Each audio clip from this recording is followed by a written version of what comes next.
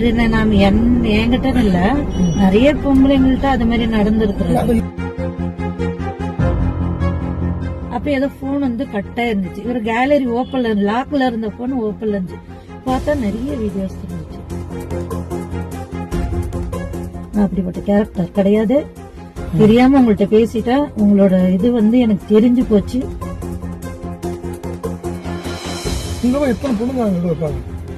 எனக்கு கணக்கே இல்லைங்க சார். ஆனா உங்களுக்கு வந்து அந்த வீடியோ பாக்குறதுன்னு தெரியாது. என்கிட்ட நல்லவர மாதிரி தான் பேசுறாரு. வீடியோ கால் பேசின வீடியோ தான் இருக்குது. அதை வச்சுதான் இப்ப அந்த ஆள் இப்ப மிரட்டினான்.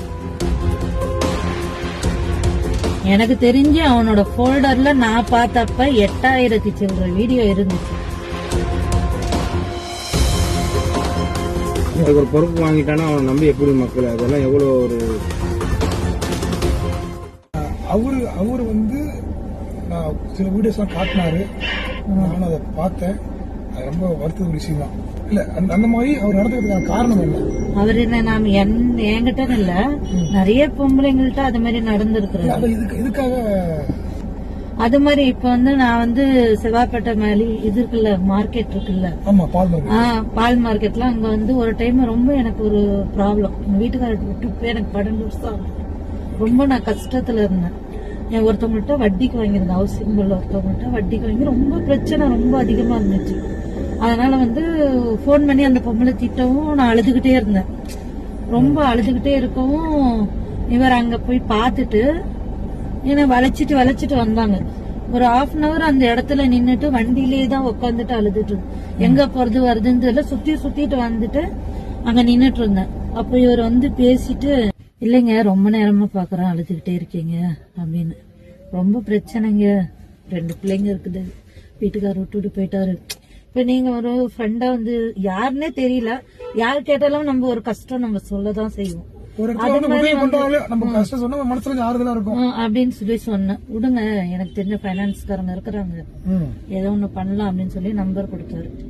அப்புறம் நான் அங்க இருந்து அழுதுகிட்டு கண்ணை தொடச்சிட்டு வீட்டுக்கு வந்துட்டேன். பாப்பாக்கு வந்து ஸ்கூல் டைம் ஆயிடுச்சு. ஒரு 4 மணி இருக்கும். ஸ்கூல் 4:10க்கு ஸ்கூல் விட்டுருவாங்கன்ட்டு நான் 4:10க்கு வந்துட்டேன். அப்புறமேட்டு 4:15க்கு வாங்கிட்டு போய் ஒரு 1/4 மணி நேரத்துல கால் பண்ணாரு. எங்கங்க வீட்டுக்கு போயிட்டீங்களா, எங்க இருக்க உங்க வீடு அப்படின்னு. இல்லைங்க நான் இங்க இதுகிட்ட இருக்கிறேன், பட்டகோல் தாண்டி இருக்கிறேன், சிங்கமெத்தை தாண்டி தான் எங்க வீடு, நாராயண நகர்ல அங்க இருக்கிறேன், ஏங்க என்னங்க அப்படின்னு. இல்ல உங்களுக்கு ஹஸ்பண்ட் விட்டுட்டு போயிட்டாருங்கிறீங்க, பிள்ளைங்களை வச்சிருக்காங்க, ஏதோ என்னால முடிஞ்ச சப்போர்ட் நான் பண்றேன் அப்படின்னு. நான் இது வரைக்கும் யார்ட்டையும் இப்படி பேசுனது கிடையாது. என்னோட ஒரு சுச்சுவேஷன் அப்படி, புரியுதுங்களா? எனக்கு கடன் பிரச்சனை, ஏன்னா தாங்க முடியல. நானா வட்டிக்கு மேல வட்டி கொடுத்துட்டேன். அது ரொம்ப ரொம்ப பச்சையா பேசுவோம். ரொம்ப மனசு கஷ்டமாயி சரி ஏதோ ஒரு பார்த்தாங்க பேசினாங்க, நம்மளுக்கு பிடிச்சிருக்கு போல இருக்கு, சரி ஏதோ ஒண்ணு பேசுறான் அப்படின்னு சொல்லி பேச ஆரம்பிச்சதுதான் இது. நமக்கு ஒரு ஆதரவு இல்ல, நம்ம ஒரு ஆதரவு ஒரு சப்போர்ட் பண்றேன். இப்ப வந்து ஒருத்தங்க பேசுனாங்கன்னா ஒரு நம்பிக்கை வரலாம், அது மாதிரி நம்பிக்கை வர மாதிரி பேசினாப்ல. பேசினாரு, பிடிச்சாரு, அப்புறம் வீடியோ கால் பண்ணாரு, பேசினாரு, பிடிச்சாரு. அப்புறம் ஒரு இடத்துக்கு வர சொன்னார். சரி போனா ஒரு 2 டைம் போனேன் வந்தேன். எனக்கு வந்து ஒரு போனா ஒரு 2000 5000 ரூபாய் அப்போதைக்கு இந்த பிள்ளைங்களுக்கு மேனேஜ் பண்ண ஒரு சப்போர்ட்க்கு எனக்கு இருந்துச்சு. வாங்கிட்டு ஒருத்தவங்ககிட்ட இல்லன்னு சொல்லக்கூடாது, எனக்கு சப்போர்ட் இருந்துச்சு. போனா வந்து எல்லாமே ஓகே.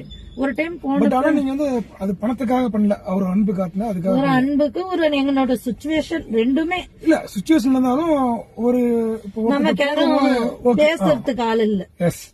புரியுதுங்களா? ஏன்னா 2 பொண்ணுங்க இருக்கிறாங்க, நம்ம பொண்ணுங்க பேர் கேட்ட கூட நான் இது வரைக்கும் யார்ட்டையும் அது மாதிரி பேசுனது இல்ல. பேசுனது ஃபர்ஸ்ட் அவரு தான், முடிஞ்சதும் அவரு தான். அவரை ஒரு நாள் கூப்பிட்டாரு, போயிருந்தேன்.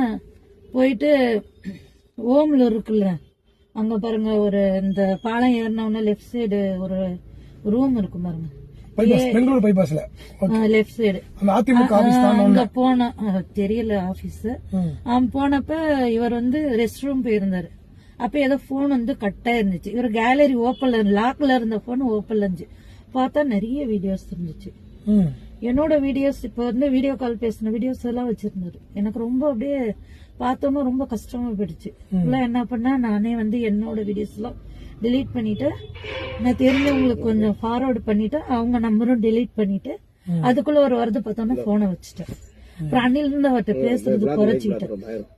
ஒரு 6 month ஆயிருக்கும், பேசவே கிடையாது. அப்புறம் திடீர்னு ஒரு நாள் இப்போ ஒரு மாசம் 2 மாசத்துக்கு முன்ன அவர் நம்பர் நான் பிளாக்ல போட்டுட்டேன். ஓகே. நம்பர்ல பிளாக்ல தான் இருக்குது, பிளாக்ல போட்டுட்டேன். அப்புறம் திடீர்னு போன் பண்ணி உனக்கு என்ன, ஏன் என்கிட்ட பேச மாட்டேங்கிற, சரி என்கிட்ட பேசலாம் பரவாயில்ல, எங்க ஃப்ரெண்டுங்கள்ட்ட பேசு, உனக்கு சப்போர்ட் பண்ணுவாங்க அப்படின்னா. நான் ஒரே வார்த்தை சொல்றேன், நான் அப்படிப்பட்ட கேரக்டர் கிடையாது, தெரியாம உங்கள்ட்ட பேசிட்டேன், உங்களோட இது எனக்கு தெரிஞ்சு போச்சு, என் பிள்ளைங்களுக்காக நான் விலகிக்கிறேன், வேணாம் அப்படின்னு சொல்லி நான் அன்னில இருந்து பேசுறது இல்லை. இல்ல அவர்தான் உங்களுக்கு மிரட்டினாரா வீடியோ? ஆமா, நான் என்ன சொல்றாரு, நீங்க என் ஃப்ரெண்டுங்கள்ட்ட பேசி நான் சொல்றதை கேட்கல அப்படின்னா உன்னோட அவர் போன்ல நான் டிலீட் பண்ணிட்டேன். நான் அவர் வச்சிருக்கிறாருன்னு நினைச்சு அவர் பேசினாரா என்னன்னு தெரியல, டிலீட் பண்ணது எனக்கு தெரியும், புரியுதுங்களா? அதனால நான் அந்த வீடியோ ஏதாவது பண்ணிவிடுவேன். ஆனா பயங்கர வல்கரான வீடியோ எல்லாம் வச்சிருக்கிறாரு. உங்க எத்தனை பொண்ணுங்க அவங்க வைப்பாங்க? கணக்கே இல்லைங்க சார். ஆனா உங்களுக்கு அந்த வீடியோ பாக்குறதுன்னு தெரியாது? தெரியாது. என்கிட்ட நல்லவர மாதிரி தான் பேசுறாரு. Okay okay. ஒரு நம்பிக்கை ஒரு 10 பேர்கிட்ட போயிட்டு வந்தா நமக்கு எப்படிங்க தெரியும்? நம்ம ஒரு இடத்துல அவர்கிட்ட ஏதாவது போலீஸ்காரங்க பேசுறாங்களா இல்ல இப்படி போலீஸ்? நமக்கு தெரியாதுங்க. Okay okay. அவர் கட்சியா தான் இருக்காரா? டிவிகேல இது பண்ணிட்டு இருந்தாரு, அது தெரியும். மத்தபடி எனக்கு டீட்டெயிலா அவர் பக்கம் நான் மளிகை கடை வச்சிருக்கேன், புள்ளவரில இருக்கிற அந்த பக்கம் என்ன கூட்டு போனதில்ல. வச்சிருக்காரு மளிகை கடை.